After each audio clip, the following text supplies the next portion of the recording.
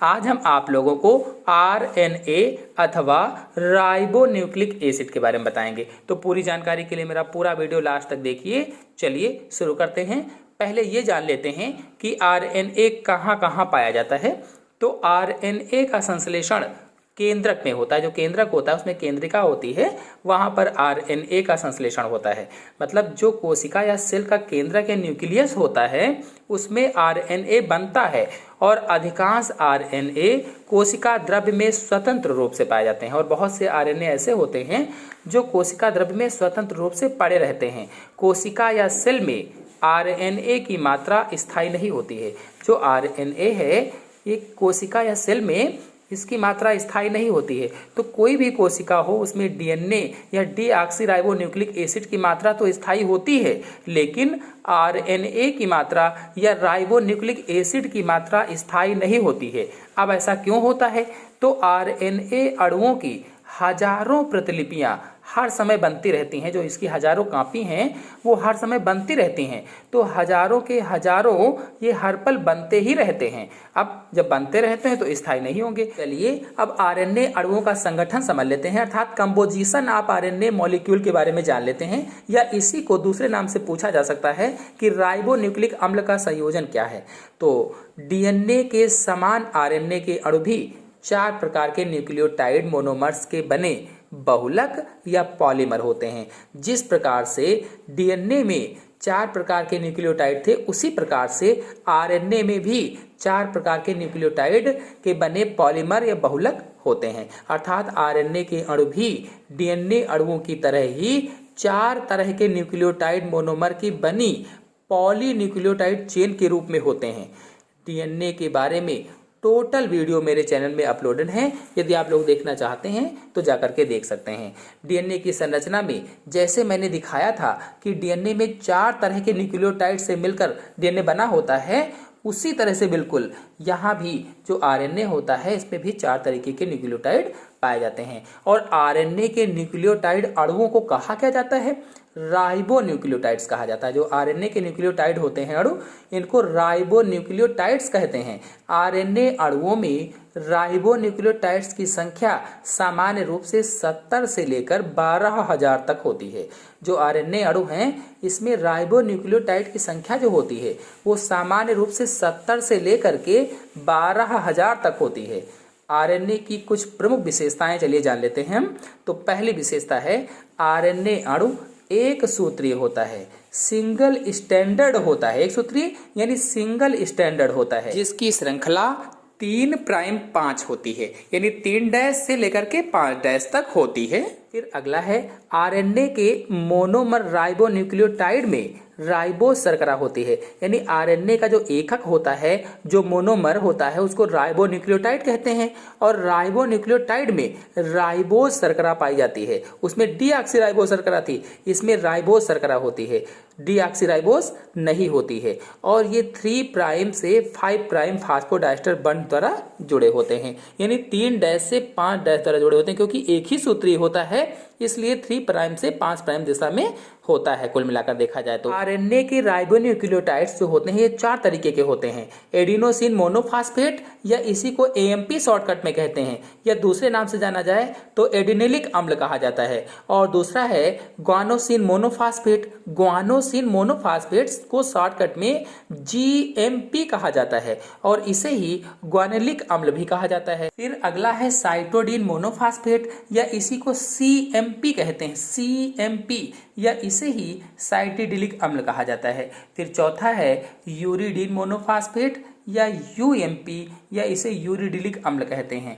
तो इस प्रकार से आरएनए में 4 प्रकार के न्यूक्लियोटाइड्स पाए जाते हैं। कौन कौन से? एडिनिलिक अम्ल, ग्वानोलिक अम्ल, साइटिडिलिक अम्ल और यूरिडिलिक अम्ल। तो ये 4 प्रकार के न्यूक्लियोटाइड्स हो गए। आरएनए में पिरिमिडीन क्षारक थायमीन के स्थान पर यूरेसिल होता है। यानी कि जो पिरिमिडीन क्षारक होता है उसमें थायमीन के स्थान पर यहाँ पर यूरेसिल पाया जाता है। जबकि डीएनए में क्या था? थायमीन था, यहाँ पर क्या है? यूरेसिल होता है।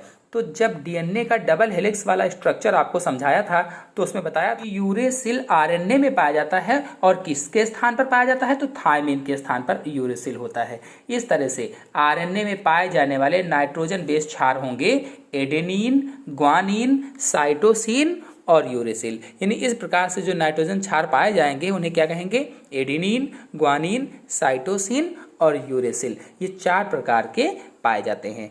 फिर आते हैं अगले पॉइंट पर। अगला पॉइंट है एक सूत्री आरएनए अणु की पॉलीन्यूक्लियोटाइड श्रृंखला के राइबोन्यूक्लियोटाइड्स के बीच में इंट्रामॉलिक्यूलर पेयरिंग पाया जाता है। जो एक सूत्री आरएनए अणु होता है उसमें जो पॉलीन्यूक्लियोटाइड श्रृंखला होती है, एक सूत्री होता है तो पॉलीन्यूक्लियोटाइड श्रृंखला के जो राइबोन्यूक्लियोटाइड्स होते हैं उनके बीच में इंट्रामॉलिक्यूलर पेयरिंग पाई जाती है। और जो ये इंट्रामॉलिक्यूलर पेयरिंग होती है इसका कार्य क्या होता है, यह एक सूत्री आरएनए को स्थिरता प्रदान करती है और इसीलिए जो आरएनए का वलय होता है वो काफी मुड़ा तुड़ा हुआ होता है। चलिए अब आपको बताते हैं कि आरएनए कितने प्रकार के होते हैं। तो आरएनए 3 प्रकार के होते हैं मुख्य रूप से। पहला संदेशवाहक या दूत आरएनए या इसे मैसेंजर आरएनए और शॉर्टकट में एमआरएनए बोला जाता है। फिर दूसरा है अभिगमन या ट्रांसफर आरएनए या इसी को टीआरएनए कहते हैं।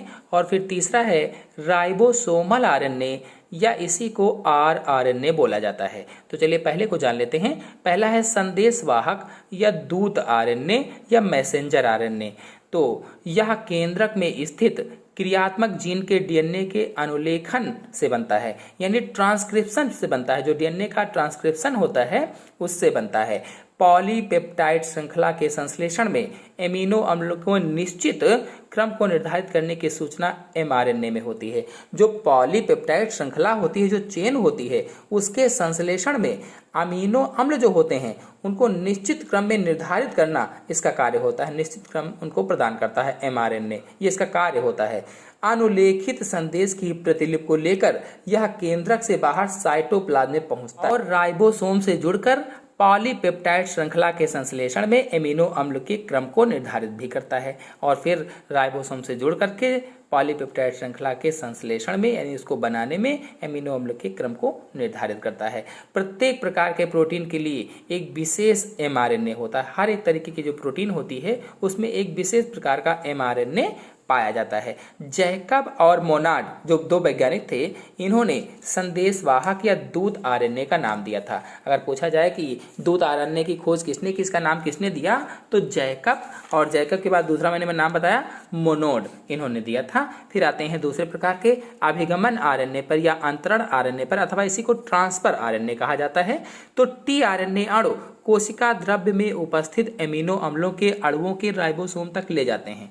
जो कोशिका द्रव्य में उपस्थित होते हैं एमिनो अम्ल, उनको उनके अणुओं को राइबोसोम तक पहुंचाते हैं। जो टीआरएनए होते हैं क्या कार्य करते हैं, कोशिका द्रव्य में जो अमीनो अम्ल पाए जाते हैं उनके अणुओं को राइबोसोम तक ले जाते हैं और राइबोसोम पर लगे एमआरएनए पर यथास्थान जुड़कर अमीनो अम्ल अणुओं को पॉलीपेप्टाइड श्रृंखला में विशिष्ट क्रम में फिट कर देते हैं। अब जो राइबोसोम पर एमआरएनए जुड़ा होता है, जुड़ करके उसके क्या बताया कि अमीनो अम्ल अणुओं को पॉलीपेप्टाइड श्रृंखला में विशिष्ट क्रम में फिट करते हैं, इनको फिट करने का कार्य करते हैं। यह काम पूरा हो जाने पर टीआरएनए अणु कोशिका द्रव्य में वापस लौट आते हैं और जैसे ही काम पूरा हो जाता है ये फिर से अपने स्थान पर यानी कोशिका द्रव्य में वापस लौट आते हैं और फिर से अपना कार्य दोहराते रहते हैं। इस तरह से अपना यही कार्य बार बार करके करते रहते हैं। अब टीआरएनए का कार्य क्या होगा, टीआरएनए अणु अमीनो अम्लों को राइबोसोम तक ले जाते हैं। जो अमीनो अम्ल होते हैं उनको राइबोसोम तक पहुंचाते हैं और एमआरएनए के कोडान के रूप में उन्हें पॉलीपेप्टाइड श्रृंखला में स्थापित करते हैं। यह कुल मिलाकर के टीआरएनए का कार्य होगा। फिर आते हैं राइबोसोमल आरएनए या आरआरएनए पर। तो राइबोसोमल आरएनए राइबोसोम में होते हैं। जो राइबोसोमल आरएनए है ये क्या करता है कि प्रोटीन अणुओं के साथ जुड़ जाता है और जुड़ने के बाद राइबोसोम के सब यूनिट को बनाता है। सब यूनिट जो होती है उसको निर्माण करता है। इस प्रकार से आरएनए संरचनात्मक अणु है, जबकि एमआरएनए और टीआरएनए सक्रियात्मक अणु होते हैं यानी फंक्शनल अणु होते हैं। इसी कारण कोशिका में इनकी संख्या सबसे अधिक पाई जाती है। कोशिका के कुल आरएनए का 80% भाग rRNA होता है। कोशिका में जो कुल RNA पाए जाते हैं उसका 80% भाग rRNA होता है। प्रत्येक राइबोसोम का लगभग 65% भाग rRNA का तथा शेष 35% भाग प्रोटीन का बना होता है। आज के अंक में इतना ही। अगले अंक की जानकारी के लिए मेरे चैनल को सब्सक्राइब कर लीजिए। धन्यवाद।